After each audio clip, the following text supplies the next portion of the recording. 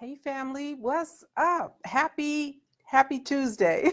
I have to always think about what day it is, you guys, because listen, I don't have a job or a life, kinda. And I'm not kidding you. When I wake up, I'm not kidding. And I don't know if any of you other retirees suffer from the same situation. I have to just kind of wait a minute before I start to move around to think about what day is this? Is it weekend, weekday? Even though every day is a weekend, right? But I have to stop and think. So I had to stop and think before I wish you a happy Tuesday. So happy Tuesday. Listen, there's a lot of stuff going on. I could hardly contain myself and wait until 5 o'clock p.m. Pacific to talk to you guys. And so greetings and salutations. My name is Sergeant Dorsey, and I am a retired Los Angeles Police Department veteran sergeant, 20 years, all in patrol. And so my faithful followers, you understand, I come to you regularly to kind of help decipher police code talk, explain police policy, police culture, what's going on, what they're saying, what they really mean, what we should be looking for and listening for when they're talking to us, they being police chiefs and commissioners and sheriffs and sometimes presidents of benevolent police officer associations, and every now and again an attorney who's representing a family who lost a loved one in a civil suit. I'll be deciphering that as well. So let me just let's get to it. Let me start off by saying I am just enjoying all the back and forth that I'm having with not only my Facebook family, but my subbies. You guys are amazing, amazing. And we have been chopping it up on YouTube. You guys are coming to my email, sergeantdorseyspeaks@gmail.com, and just sharing your thoughts with me. We've been, not always agreeing, but we've been having some lively debates. And so for that, I am grateful. And let me say, for those of you who appreciate what it is that I do, because I'm like a unicorn, right? There's nobody else out there like Sergeant Dorsey Speaks. And so to that end, I want to see something. Y'all know I got a Cash App, right? Sergeant Dorsey Speaks. If I could just get those of you who really, really value and appreciate me, who say you do, slide over to my Cash App and just treat me like a lawnmower. Just give me a gallon of gas. Here in California, that would be just somewhere around $5 right now, right? So if everybody who's listening, who feels so inclined, I hope you will, slide over to Sergeant Dorsey Speaks Cash App and treat me like a lawnmower. Give me a gallon of gas, $5. You won't even miss it, right? Okay, now, hey, Lawrence, what's up? Hey, Deirdre, girl, I'm glad you're here because you're the main one I want to talk to. We've been chopping it up in the IM, and so I'm happy that you're here. I want to know what you guys think. I really, really do about this situation because, I've told you guys I'm not a conspiracy theorist, and I didn't want to believe. I didn't want to believe that, Dallas police. Now, listen, we know that there's some dirty cops. Clearly, we know that cops will fabricate probable cause, manufacture reasonable suspicion. I'm not denying that at all. But just wholesale killing folks? Come on, y'all. And so I was, I said it was a bridge too far. I wasn't ready to go there. And listen, I got receipts. I got receipts, y'all. But let's talk about this breaking news and what's going on. And let me know if my volume is okay or if it should dip down a little bit, because the last time we spoke, folks were telling me that they could hardly hear me. And so I didn't want to come, I don't want to come on here yelling at you guys, because that makes me think about this video that Ricky Smiley put out there where he's part of a boy group. And they have these little pink suits on, and they're singing this song called Whisper, a prayer to Jesus, but they're not really whispering, they're yelling. And so I didn't want to be that, right? I'm trying not to be that. The silliest things make me laugh. Just follow along. humor me. Breaking news, there have been 3 arrests in the murder of Joshua Brown now. And I know that there are a lot of you out there that are skeptical. I'm seeing it, Deirdre. Talk to me. You guys are not buying it. You're not believing it. It just seems a little too convenient, a little too, fine, if you will, in terms of packaging. Nice, pretty bow on top. And they got 3 dudes who drove from Louisiana, allegedly, to buy some drugs from Joshua. So listen, here are the names of the 3 people that were arrested today. For those of you who may not know: Jacquerious Mitchell, 20, Michael Mitchell, 32, and Thaddeous Green, 22. Now, it said that these 3 traveled from Alexandria, Louisiana to purchase drugs, and then somehow they got into a fight with Brown, and Brown allegedly shot one of them in the chest, and then the other guy grabbed a gun and shot Brown back and killed him. That's the story that's coming out of the Dallas Police Department. And sounds like, and listen, this is not uncommon for, bad doers to have an injured comrade, throw him in the car, drive him to the hospital, and just kick that ass out the back and let him crawl into ER and get treated, right?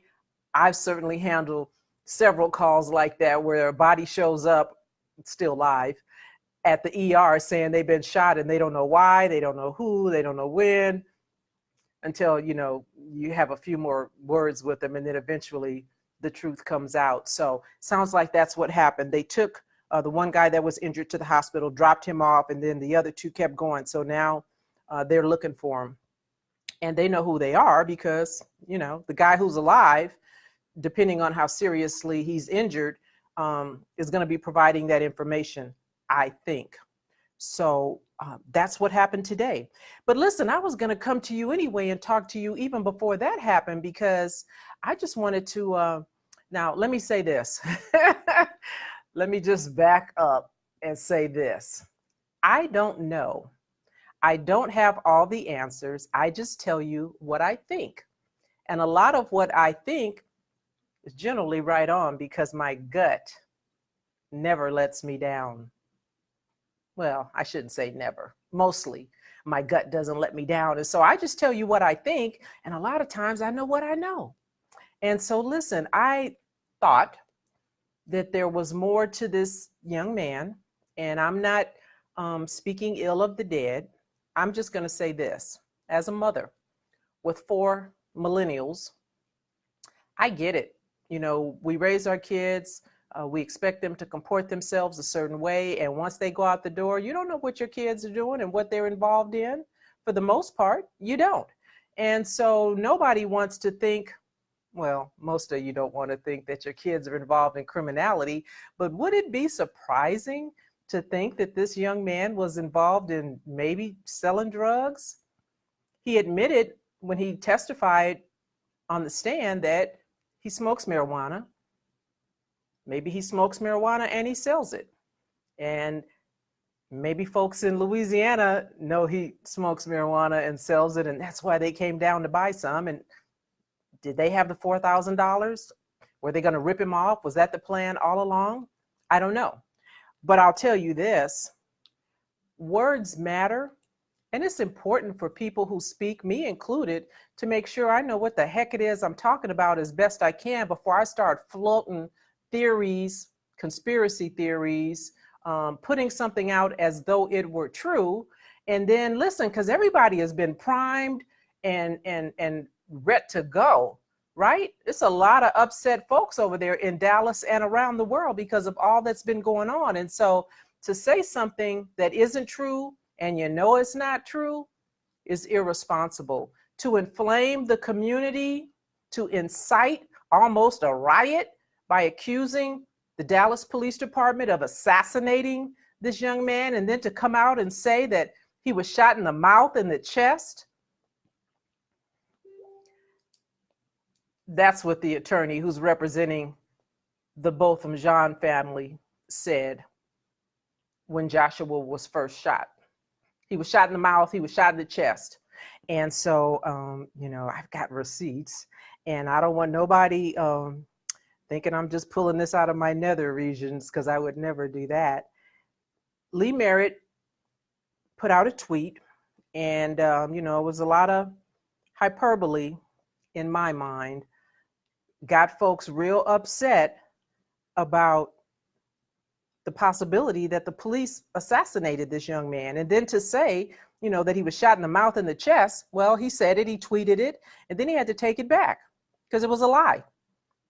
And, I'm not in his head and I don't know his heart, but, I'm just kind of guessing that he knew it was a lie when he said it, but man, did people get excited. I mean, I even repeated that foolishness with the caveat that this is coming from the family and surely the family should know where their son was shot. But you know what? Even I should have taken a step back to think that this was too new. Typically, the family does not have a chance to get anywhere near the body if they even show up on scene when a loved one is shot. You guys know when you see family come running up, hooping and hollering, and the yellow tape is up and police won't let them near the body. They ask to see and they won't. And so to say that he was shot in the mouth and the chest, not knowing that to be true, was irresponsible, in my opinion. And so somebody must have told Mr. Merritt that, because he tweeted, my bad. Yeah, I didn't really know that.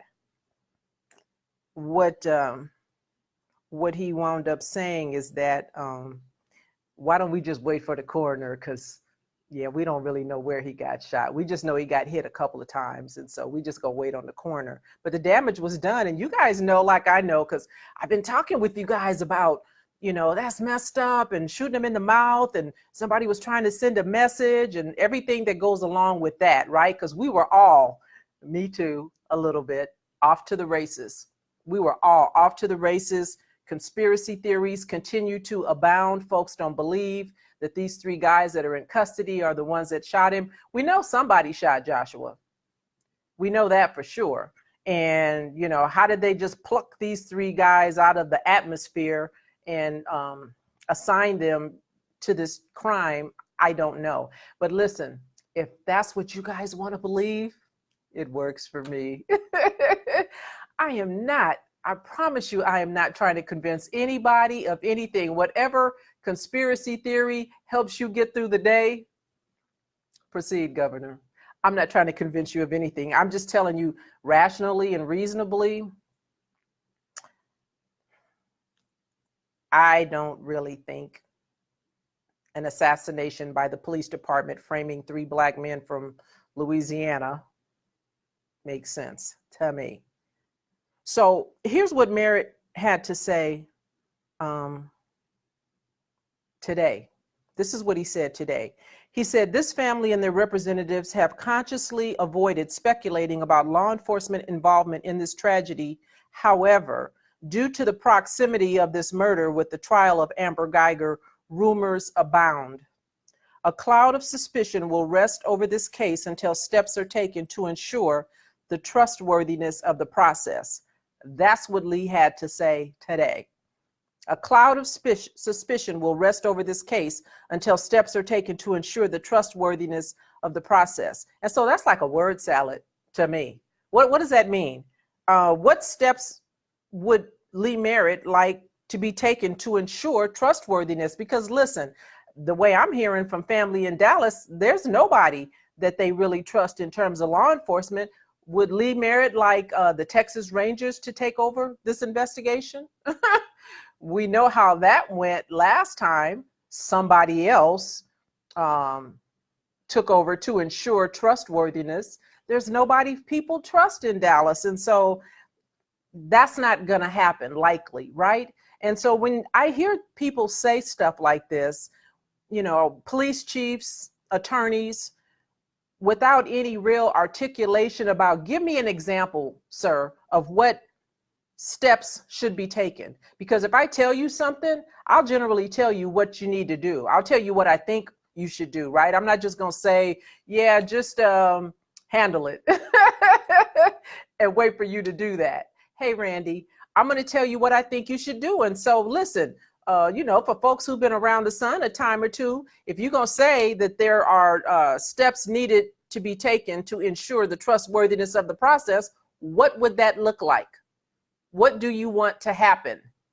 Because just saying that and then having your sidekick sit there and nod and like, yeah, that's what we need. What does that mean? Because ask them, ask Dallas, ask Renee Hall what you need to feel trustworthiness about this process.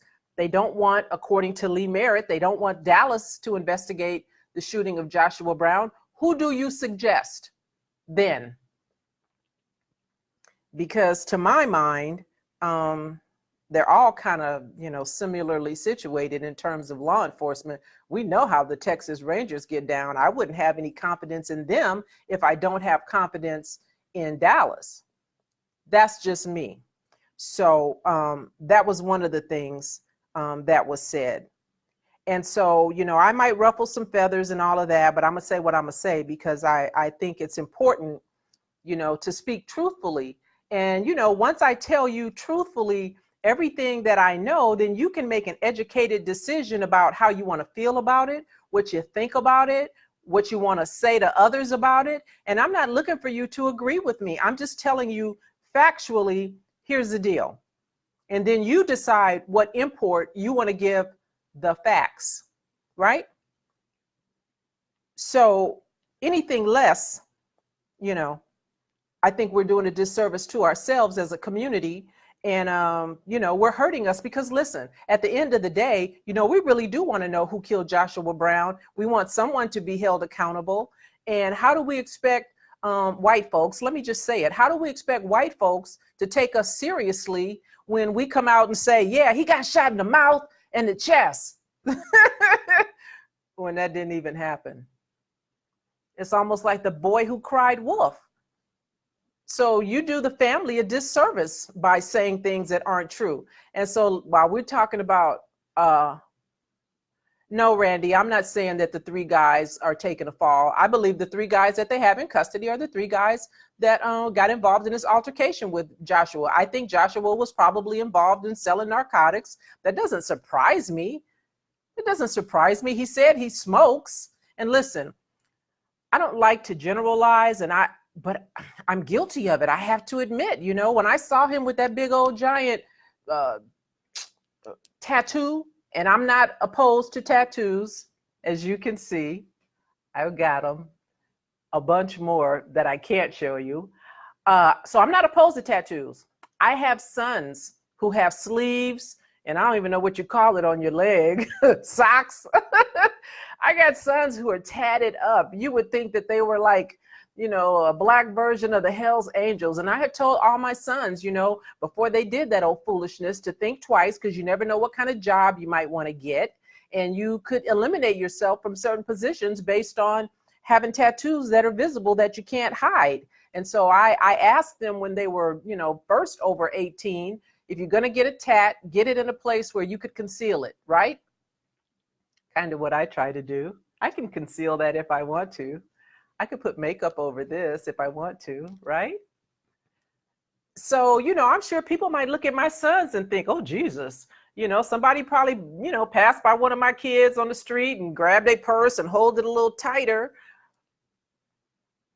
But, they can't be mad about it because that's a choice that they made. And so if they want to run around looking scary and crazy because they're all tatted up, no face, no neck, they know better than that. Even though they're grown, I'm still mommy. And so, I do have a little sway. And so when I saw this young man, Joshua, with this tattoo real high on his face, what I first thought was he probably doesn't have a job. Not a good paying one, not a real one, not one in corporate America, because nobody's going to hire him with this thing up here like that, right? I made a judgment. My bad. I made a judgment. And I don't know if that was true, but I'm just saying, I'm being honest with you. And so when, they said that, when he admitted he was smoking marijuana, it didn't surprise me. Didn't surprise me when Bo's sister said he smokes marijuana. It didn't surprise me. When they said that, he was selling it, didn't surprise me. It's not a stretch. He doesn't look like the kind of guy where you say, no way. Oh, he's selling drugs now, which is what I saw. Hey, Paris, which is what I saw a lot of people saying on social media, oh, so now he sells drugs all of a sudden. How come that didn't come out before? Listen, everybody knew who Joshua Brown was, everybody. And so what I'm going to do is I'm going to share with you some links and stuff. And I'm going to share with you some things that I have come across that I read specifically about him testifying. Because, see, here was the inference from the attorneys that are representing the Botham Jean family in that civil suit. And I know why they're upset, because it was reported that Joshua was going to be the first witness. Well, I don't think Joshua was going to be the first witness in the civil suit. I think Joshua was going to be the only witness in the civil suit. And while he may have been very important to the civil suit, but I don't really think so. And I've already told you why, because we can have that discussion later. I don't think the Dallas Police Department can be held liable. She was off duty. That's just me. But everything that Joshua Brown said in terms of the criminal trial, he said nothing that was going to put him in harm's way. They would have convicted Amber Geiger if Joshua had never shown up. We know that now because of what she said, because she decided to take the stand. Now, who knew she was going to take the stand? I don't know if the prosecution knew that she was going to take the stand, because it's her right not to do that. And she could, up until the very minute that they almost said, she could have said, not me, I'm not taking the stand. So when she took the stand and she did that one arm demonstration where she held out her arm and showed the shooting stance that she took, and she said that she fired 2 rounds in rapid succession to the heart, understanding that that would kill him, she intended to kill him. Once she said that, it was a wrap. It was a wrap. They didn't need to hear anything else at that point. And so, let me stop moving around because my screen is freezing, y'all. So there was nothing that Joshua said during that trial. Kiwani, you don't believe them? You think they're lying? Okay. Who don't you believe? Let me know, Miss Bryant. Tony, who you gonna call? Ghostbusters? Might as well, with the confusion and the jabberjawing. Yeah, well, when you call the police, you got to know what you're doing, right? You got to be mindful of it, because sometimes people call the police and it goes sideways. So I'm not saying that that don't happen either. But back to Mr. Brown. Now, I don't know if you guys know this, but he had been in California. Joshua didn't want to testify. And the reason that he didn't want to testify is because he had been involved in a shooting last year in November. And I will share with you a little bit that I saw. Now, this was posted on D.L. Hughley's site. And it sounds like somebody who may know Joshua Brown, and they were talking, it sounds like they're talking from a personal perspective about him being fearful. And Lee Merritt, the attorney who's representing the family, Botham Jean, as well as he says he's also representing the mother of Joshua Brown. Now, it says that Joshua was in California, and he had been here in California trying to avoid testifying. That's why he was so bothered. I'm going to share with you the actual post that was on D.L. Hughley's site, so you can see what they said. But what they said is that he was in California, and he was here because he moved out of the Southside Flats because of this whole situation that happened in November. He got into a fight at a strip club back in November. And he was there with some friends, and this happened about 4:30 in the morning. And got into a fight. There was somebody there that he knew, somebody had beef with him, and the guy wanted to fight him. And so Joshua was like, okay, we could do that. You can get this work. So he went outside, and him and old boy got into a fight. And maybe he was getting the better of him. I don't know. But this person that he got into a fight with is somebody, it's reported, somebody from his childhood. And it was reported that this person took out a gun and shot at Joshua and his crew and in doing so, killed the guy that was with Joshua. Now, the guy that was with Joshua that night, his name is Nicholas Shaquan Diggs. He was 25 years old. And this happened about 4:45 in the morning on November 23rd in the 2400 block of Walnut Ridge Street. And Nicholas was killed. Joshua got shot in the foot. And at that time, they arrested someone named Kendall Deshaun Morris. He's 26. He was arrested. He's been indicted on charges of murder and aggravated assault in connection with that incident at the strip club. Now, because it says that these guys are childhood friends, it sounds to me like Joshua probably knows who else was with Kendall Deshaun Morris when that fight went down and the shooting occurred and Nicholas was killed. Sounds to me like Joshua would know. And if he does know, he didn't say anything because the other people in that group are still out there. And that's why Joshua was fearful. That's why Joshua didn't want to testify, because he was trying to keep a low profile. He was trying to be not be seen. And his concern was, if I testify at this high profile trial, these guys are going to know I'm back in town. And so he was out of town. He had just come back home when he went to court. He left the airport and went straight to court. And for those of you who see the judge on the video, because there's a whole thing about that, the judge on the video, after he testifies, says, I'm surprised he showed up.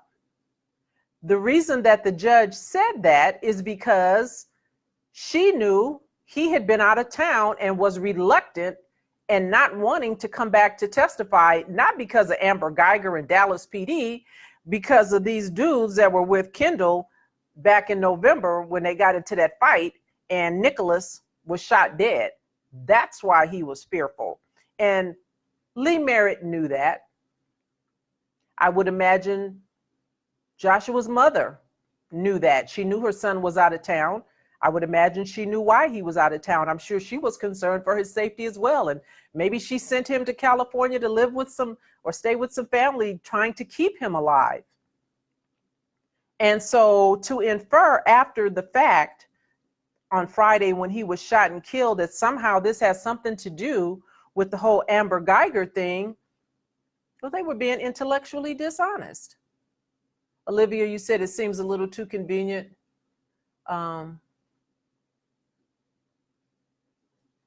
Yeah, I know. I know that people are not going to believe it. I get that, and I'm not trying to convince you of anything. I'm just telling you. Why does it not surprise me? It doesn't surprise me that he might have been involved in drugs? Because listen, I know kids. I got 4 of them. I know knuckleheads, and mine aren't, involved in that, I don't think. But, I know kids. And so if I found out that any one of my sons were involved in that, it would disappoint me for sure. But I can't say I'd be surprised. I would never tell you what another human being will or will not do, including the 4 that I gave birth to. I can't tell you what my kids won't do because I don't know. But I'm just saying that it didn't surprise me. It doesn't surprise me. And I'm not speaking ill of him in that, listen, folks do what they got to do. If he couldn't get a job and maybe there was something going on, obstacles placed in his way, and this was a way for him to provide for himself. And I saw a picture with him and a little baby. I don't know if that was his child, but, guys do things to tide themselves over just like women do, just like the girls in the strip club. Every chick that's in the strip club ain't in there because that's what she grew up wanting to be. They in there because that's a way to make some easy, quick, fast money. And sometimes they get caught up and sometimes they stay a little too long in there. So, folks do what they have to do. Nothing surprises me because I'm a cop and I'm skeptical about a lot of stuff. But my point is that everybody knew. And listen, if you've never been involved in litigation, if you've never been to court, if you've never been involved in a trial, and I've said this before, it's like a game. The prosecution knows what's up. The defense knows what's up. The judge knows what's up. And all of them knew about Joshua. They knew about his concern for his safety, not because of the Amber Geiger situation, but because of that thing at the strip club last year. They knew about it.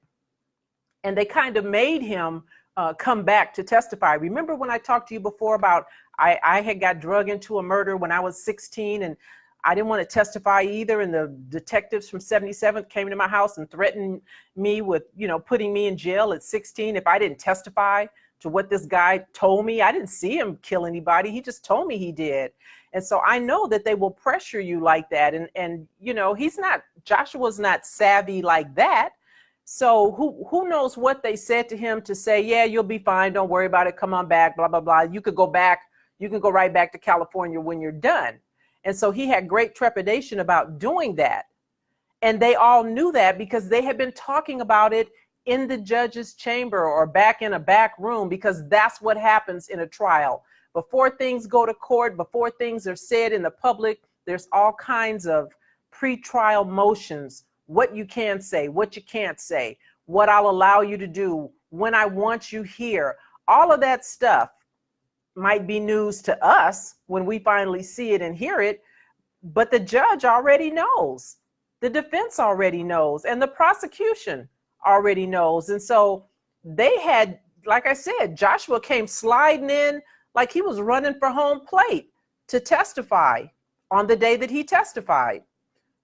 And so if the attorneys knew that, and the family knew that, understanding all that's going on in the world, all of the angst that people have surrounding this whole Amber Geiger shooting, Botham Jean dying, her only getting 10 years, why would you inflame the community, rile up some of these young millennials, and have somebody go out and throw a damn park bench through a window of a car dealership or something else stupid, and put themselves in harm's way because they're amped up?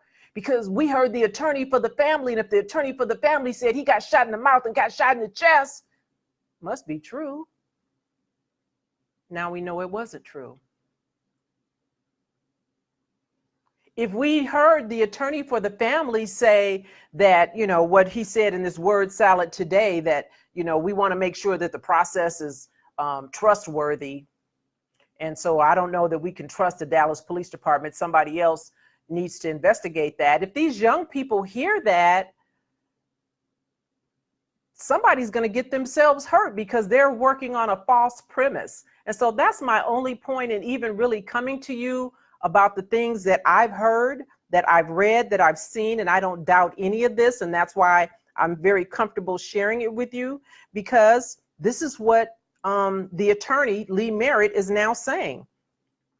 So it's reported that whoever this suspect shooter was back in November, the person was never caught, and that Brown was, quote, concerned that the person might come back and finish the job, according to Merritt.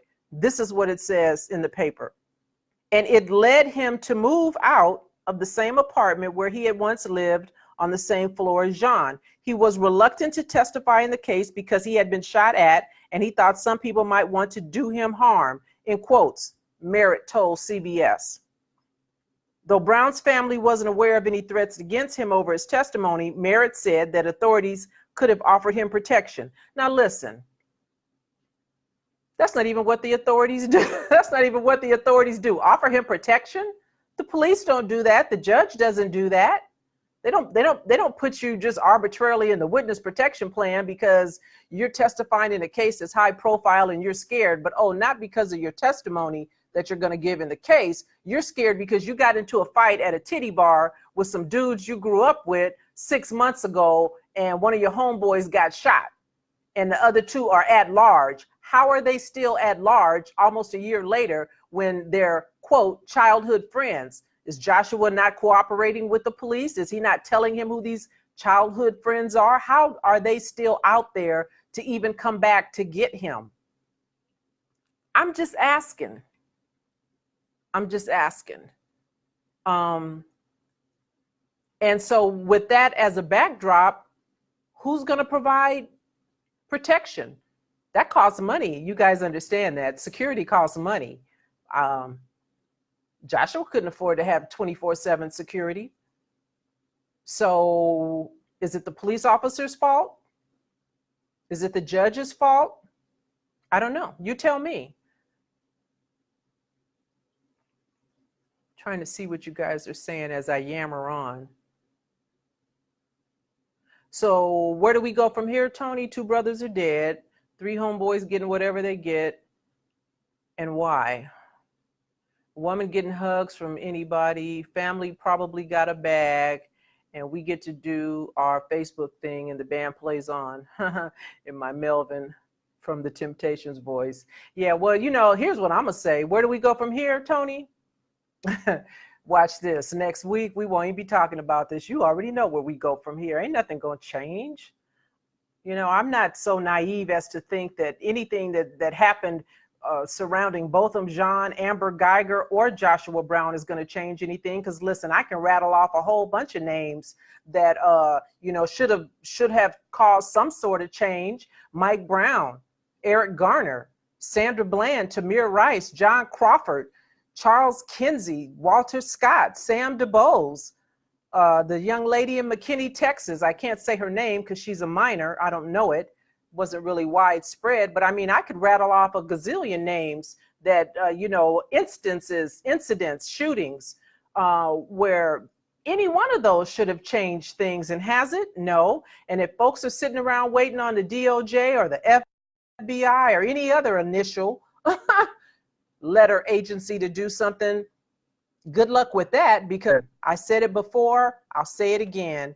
This administration doesn't have any appetite to do anything substantive to stop rogue police officers. And so where do we go from here, Tony? Well, part of what we do is we need to get in that ballot box next year. We need to register and make sure that we're able to get in that ballot box next year. That's where we go. So, you know, if you're not willing and ready to do that, then, you know, what you bothered about? Because listen, I pray to my God that I'm wrong, but you guys already know there's another Joshua Brown, there's another Botham Jean, right?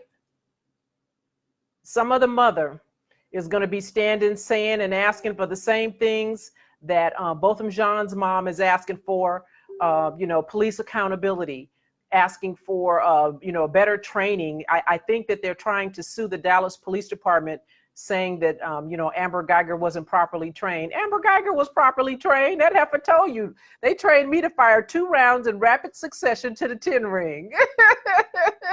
She's properly trained. She followed her training. That wasn't the issue. And so as long as you have officers who can say, officers who are properly trained, who can say, he scared me, I thought I was going to die, great deference will be given to that.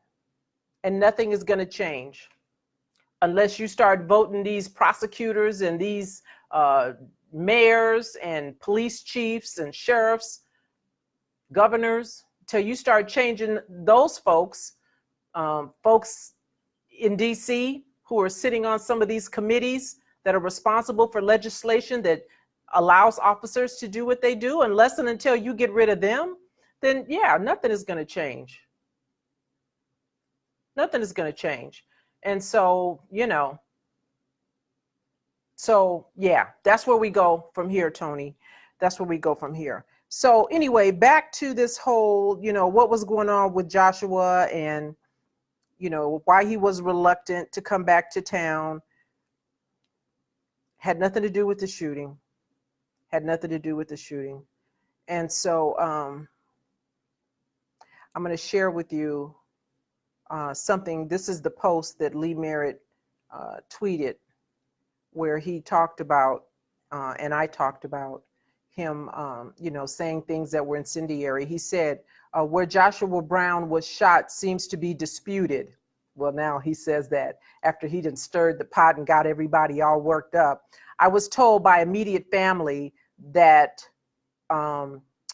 he had been shot in the mouth and chest. Initially, I was told in the back. I just heard from a witness who provided aid to a wound in the buttocks and side. We will have to await the autopsy to be sure. That's what he said after he got everybody all worked up. That's what he said. And so, again, I know Lee. I don't know him personally, but I mean, I know him. We've had some conversations. He knows how to find me. And I guess if somebody tells him, he might come looking for me. Yeah. I say what I say unapologetically. And so I'm not making anything up. And that's why I'm sharing with you exactly what it is that Lee Merritt said. So, nobody should be butthurt, including him, about what it is that I'm sharing with you, because this is what he said. And I just think it's irresponsible. And I stand by that because, listen, we should not be sheeple. We should not be sheeple. And shame on us for jumping the gun. Shame on us for not just waiting a minute to see, what really went down, what's really going on here. Because, that's the kind of thing that'll get a young person hurt. And I think, if we know better as attorneys and police officers, then we should do better. And we should be mindful of the kinds of things that we say, because like I said, words matter. My screen is just really tripping. Okay, so Randy, you're saying, so just to be clear, no one that has ties to Amber had anything to do with Joshua's death. I cannot tell you that definitively. I only can tell you what I think. And what I think is that Joshua was involved with some probably bad doers. He probably hung around a rough crowd. And, when you hang around knuckleheads, knuckleheads do stupid stuff. I mean, listen, he's a grown ass man. If he wants to be out at a titty bar at 4:30 in the morning, that's his business. But, what I tell my sons is no good happens after 11 o'clock. No good happens after 11 o'clock. And for my police friends, we have a saying, right? And maybe some of you know it too. After midnight, the only thing that's open is bars and legs. No good comes to anybody out, including me. After 10, 11 o'clock, and certainly by 4:30 in the morning, that ass needs to be somewhere hunkered down. Because every time you hear about something that happens, it's usually, in the early morning hours. And so he's leaving a strip club and, somebody in there, he looked at somebody looked at him. You know how these young kids do. Can I say that? Yeah. What's up? You looking at me, I'm looking at you. You want some of me? Let's go outside. And now we fighting about what? About what? What are we fighting about? Because these kids don't fight. They shoot. And that's what they did at 4:34 in the morning over there outside that strip club. And so I'm not, like I said, he's a grown ass man. And if that's how he gets down and that's what he wants to do, but you run the risk. And so for every choice, there's a consequence. Randy, if you haven't seen, I know you asked how old was Joshua. He was 28. Yeah, I'm sorry, Randy. I should catch myself, but I'm a cop and I have a potty mouth and I try really hard to give you guys CNN, Cheryl, most of the time, but every now and again, Shaquisha comes out. But he was in the wrong place at the wrong time, and things went sideways. And like I said, he dodged a bullet that night. And listen, I can tell you for a fact that I have, when I was working South Bureau C.R.A.S.H, I can tell you there were many gangsters. And I'm not saying that Joshua is a gangster. I'm just saying, just to prove a point, gangsters who were involved in stuff. There was a gangster. He was a 5'4" Van Ness gangster, 54th and Van Ness. And his name was Tommy Polanitz. And Tommy Polanitz had been involved in a drive-by shooting. He was a blood. He shot a Crip, and he beat the case. He came up with some Greyhound bus ticket, because that's how Negroes used to get around a whole lot back then, was on Greyhound, right? So Tommy comes to court all cocky and arrogant, like gangsters do when they dirty and they sit up in front of the family, sucking their teeth and rolling their eyes in the back of their head. He was a defendant, and he had a bus ticket from Greyhound that said he was in Alabama or somewhere, and he beat the case. But guess what? About 2 weeks after that, I was working PM watch.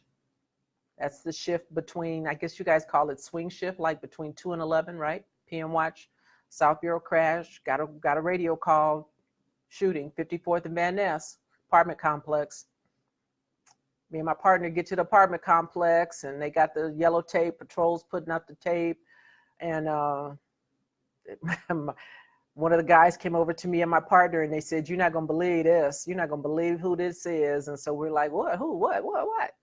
And so we went over to the sheet, pulled it up. It was Tommy. It was Tommy Polanitz. Maybe had he gone to jail for that stupid thing that he did, he might be alive today. I don't know.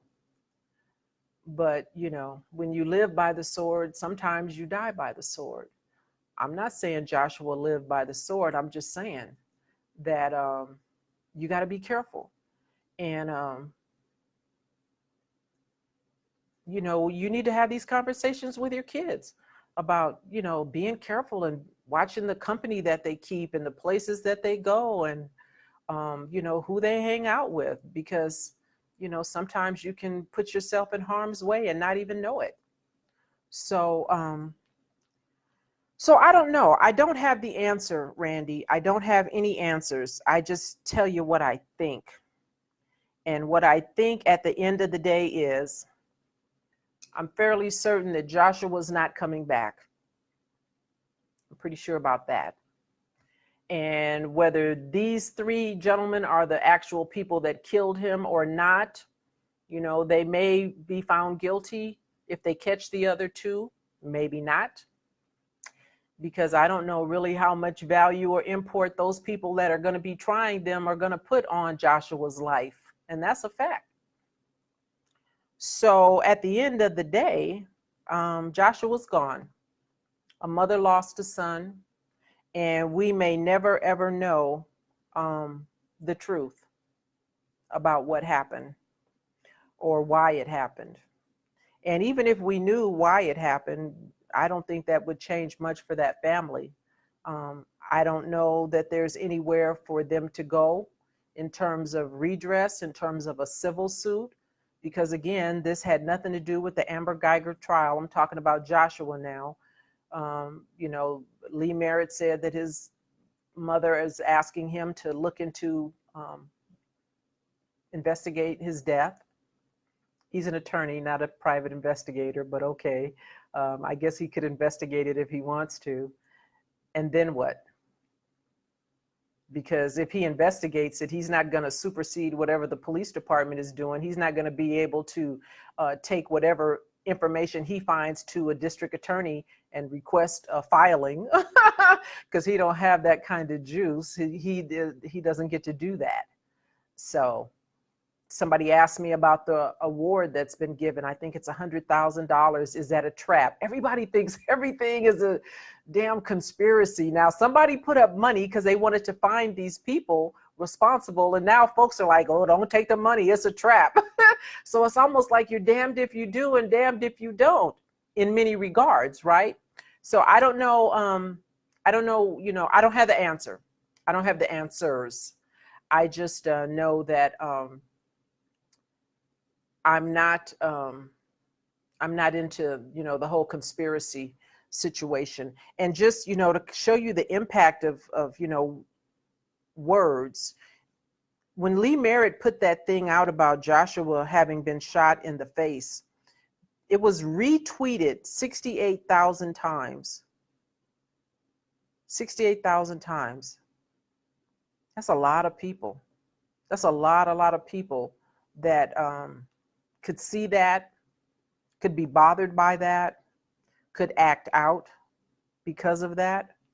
And I just think we have a responsibility. I have a responsibility, when I come to you, if police officers are cutting up, y'all know I'm the first one to say it. I call a spade a spade. But, conversely, if community has a part to play, and if community's cutting up, then I'm gonna call a spade a spade.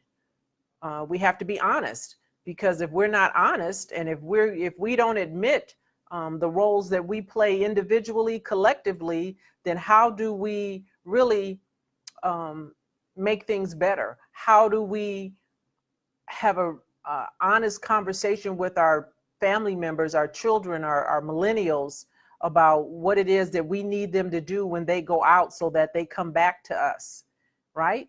If we pretend, if we're enablers, then we're doing everybody, ourselves, ultimately a disservice, because one of us is going to wind up with a child hurt or killed because we didn't sit their little asses down and tell them what they need to hear, not what they want to hear, but what they need to hear.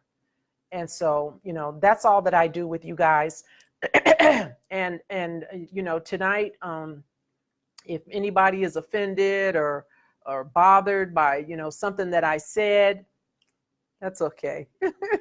Your agreement's not required. I'm not trying to convince you of anything. I'm just telling you what I know. And what I know is that Joshua Brown was involved in some stuff that maybe he should not have been. And I think it cost him his life.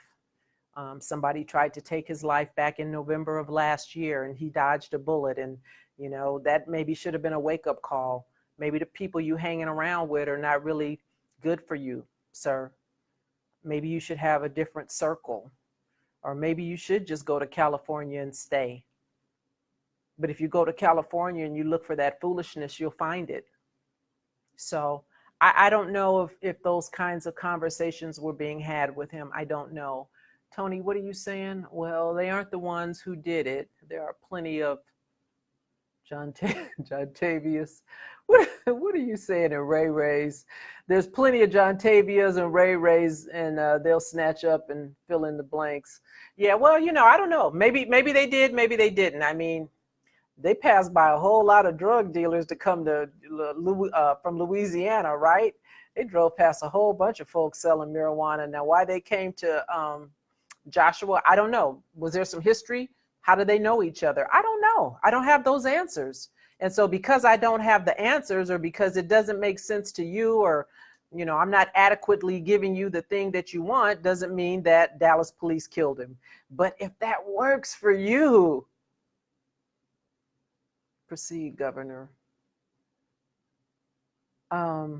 Yeah. So that's what I wanted to come and talk to you about. I wanted you to know that, like I said, I didn't know that they were going to be making an arrest, but I did want you to know that there was history, there was beef, there was something that had gone on the year before. And that was the thing that Joshua was so bothered by. And understandably, that was the thing that, that's why he showed so much emotion, because he had just arrived back and went straight to court and testified. And too bad he didn't, when he got done testifying, get on a plane and come back to California. But, we all have an expiration date. And, I think I kind of believe in fate. And, I think, thankfully we don't know the moment or the hour, because if we did, we'd probably be freaking out trying to figure out how to stop it. So, maybe this was just his appointed time. I don't know. I don't have the answer. Okay, so Miss Owens, you said, but look at how many things we have found out that wasn't true. So I see why Blacks don't trust anymore. Yeah, I mean, okay, so give me a couple of things real quick, Miss Owens, about what, I don't want to mispronounce your name, that's why I'm calling you Miss Owens. What things have we found out that weren't true? And even though those things may exist, it doesn't change anything, right? It doesn't change. There are some things that weren't true, and that's kind of the thing that, folks can do. They can take a little bit of truth and a lie and then mix it all up and it'll sound reasonable because some of it is true, right? So then you don't know what to believe and what not to believe. But yeah, so, okay, so this is why blacks don't trust anyone, but you got to trust somebody. You got to trust somebody because we ain't running nothing, right? Truthfully. So I don't have the answers. I don't have the answers. I just think sometimes we do the best that we can do, and then you just kind of hope for the best, right? Olivia, what are you saying? Who could be offended? Oh yeah, well, you know, who could be offended by what I'm saying? Ooh, I'll find I'll find out in a minute, because I promise you, you know, there's folks on here from Dallas, and like I said, I know who Lee Merritt is, and you know, I'm sure maybe, you know, maybe somebody might go back and tell him, you know, I'm not speaking disparagingly about him. I'm just saying that we have a responsibility. He has a responsibility, and I have a responsibility to tell you something truthfully. I didn't want to come to you last week, and I didn't. I said, hey, I'm not a conspiracy theorist, y'all, and this is a bridge too far for me to just blanket say that Dallas police executed this man, because that's what, you know, was being said. He was assassinated by the Dallas Police Department. Well, I can't say that. I can't say that just wholesale without having some facts. So let me just do my due diligence. Let me look at some stuff, and let me ask some questions, and then let me make some deductions based on my training and experience, and think about what's reasonable. And then I'll tell you what I've concluded. And even though I'm telling you what I've concluded, don't make it gospel. And that's why, you know, we can't just, every time you see a headline, just start putting it out there like it's true, because it may not be. Somebody sent me an email. I hate to even repeat this old mess, but I'm going to say it, not because of the person that sent it to me, but just as an example. A subby sent me an email that had a link to an Instagram account of a lady who's supposedly from France, who's supposedly Joshua Brown's wife, and she's had this heartfelt expression of loss and grief on Instagram, and there's pictures of her and him standing together looking as if they're married. I don't know. I can't authenticate that. I don't know if that's real. And I you know, maybe he might be married to a lady who's in France, and she had to go back because of immigration. And she was talking to him about, too bad you didn't get to get your passport so you could come here and we could have been together. That may all be true, but listen, I know Photoshop is a real thing, right? Photoshop is a thing. And so people could put, you know, put themselves anywhere, doing anything. And so when I see pictures and when people share things with me, as some of you do, some of it I repeat, some of it I don't. I'll thank you for it. But, you know, you send me a video of a police officer like the one that was going around where he was supposed to be raping this young black girl in a holding tank at a police station.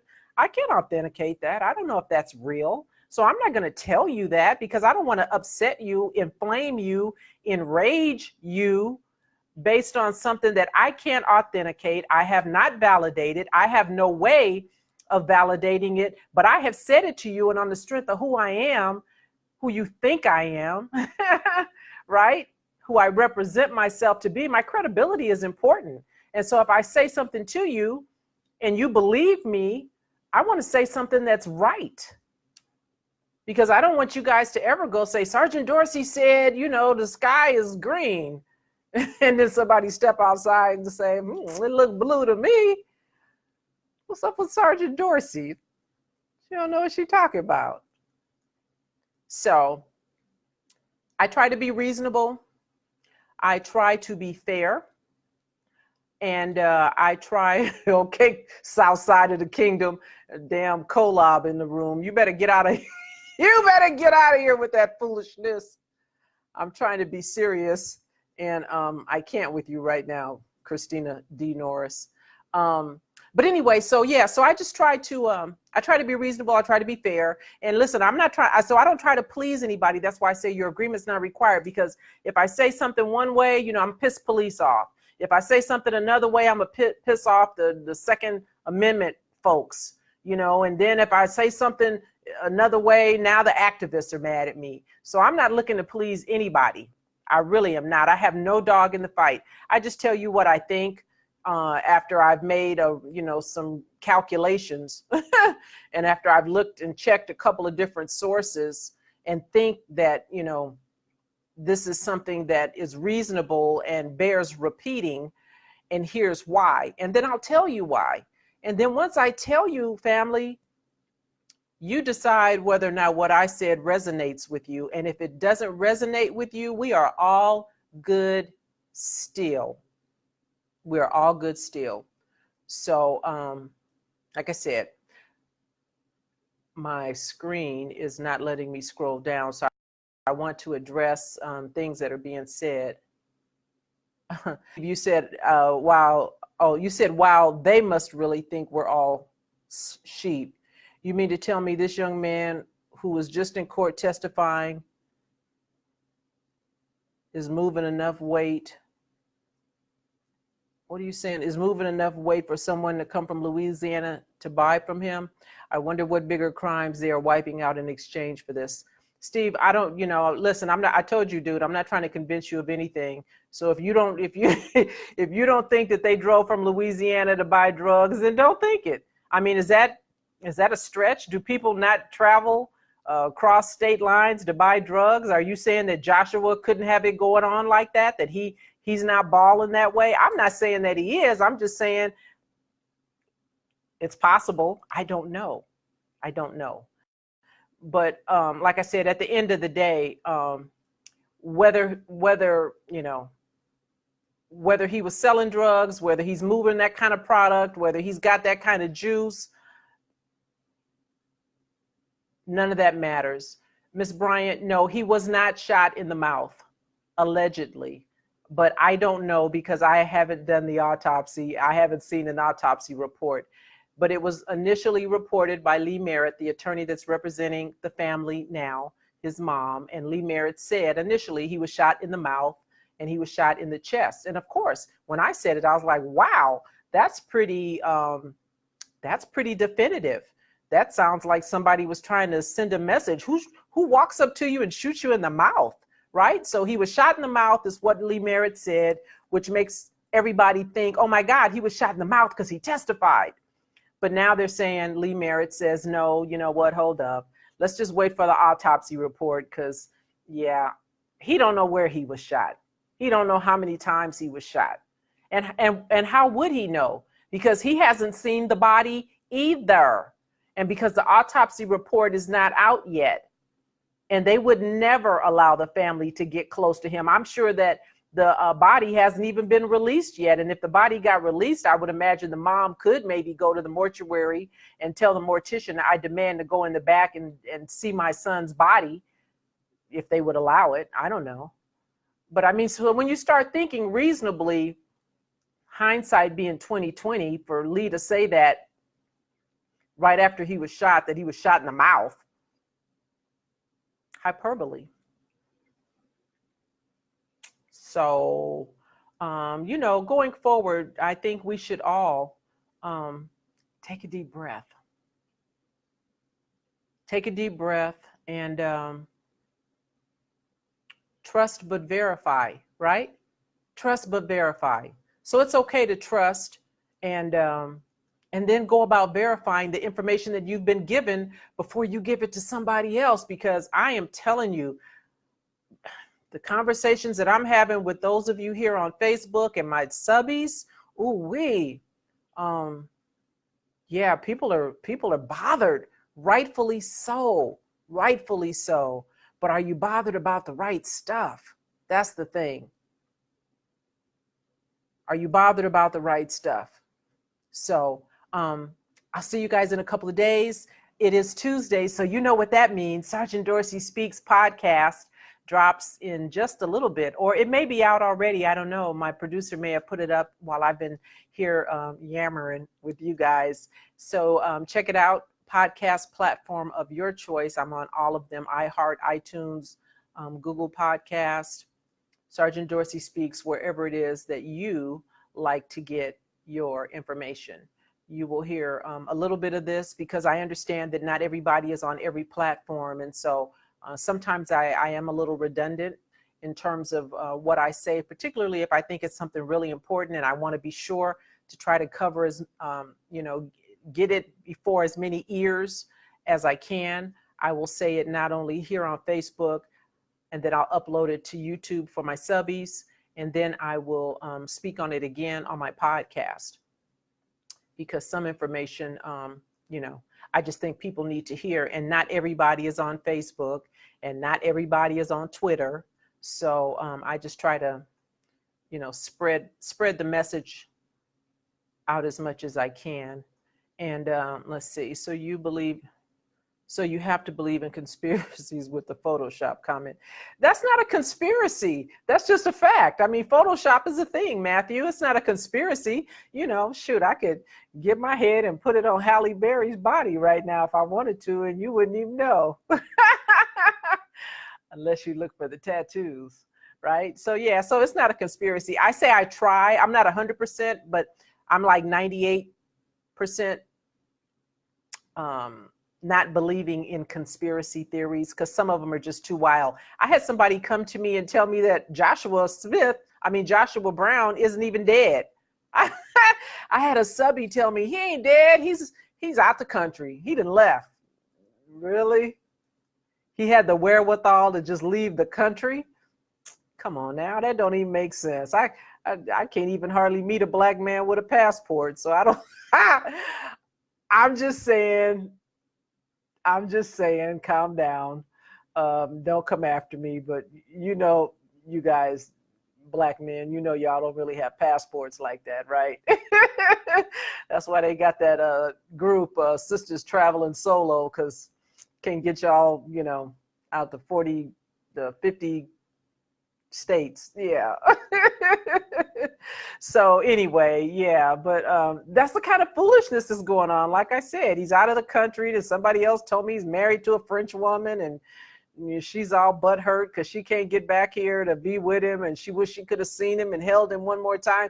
If you guys, want to do your own due diligence, you can find it on Instagram. For those of you that have an Instagram account, I think Joshua had an Instagram account, because the person that shared it with me said that this French woman, Elise, I think is her name, she even tagged him. She tagged his Instagram account. So it must be true, right?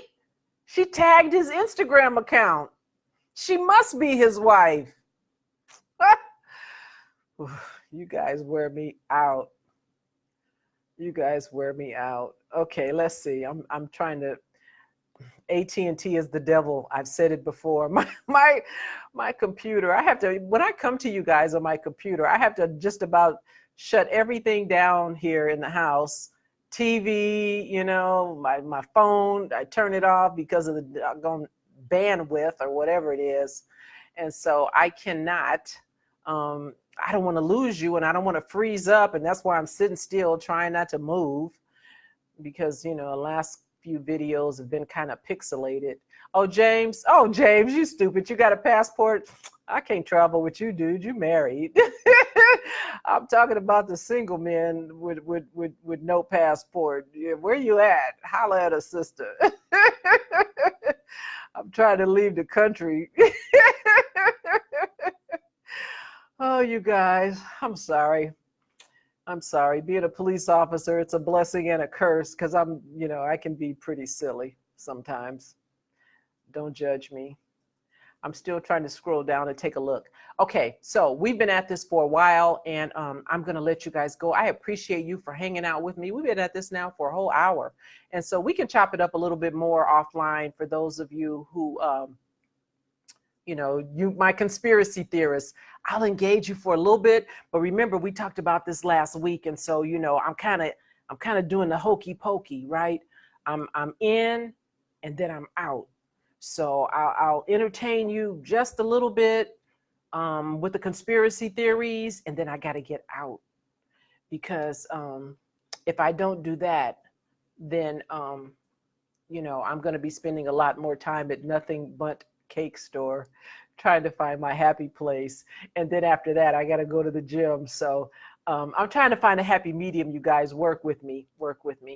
Okay, I think I'm at the end of my comments.